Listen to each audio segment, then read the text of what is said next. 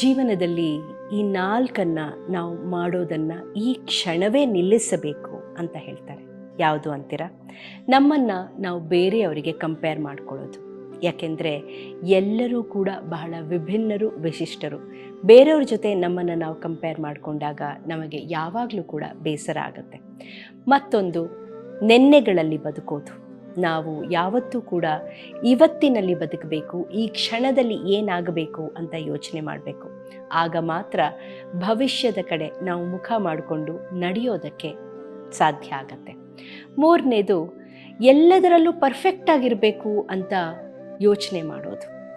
ಪರ್ಫೆಕ್ಷನ್ಗಿಂತ ನಾವು ನಮ್ಮ best version ಆಗೋದಿದೆಯಲ್ಲ, ಅದು ತುಂಬ ಇಂಪಾರ್ಟೆಂಟ್.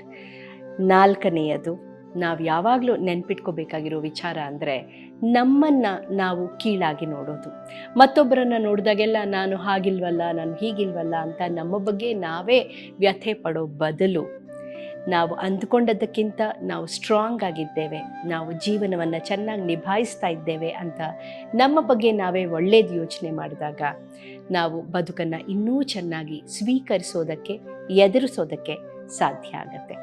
ಈ 4 ವಿಷಯಗಳನ್ನು ಈ ಕ್ಷಣದಿಂದ ಮಾಡೋದನ್ನು ನಾವು ನಿಲ್ಲಿಸೋಣ. ಏನಂತೀರಿ?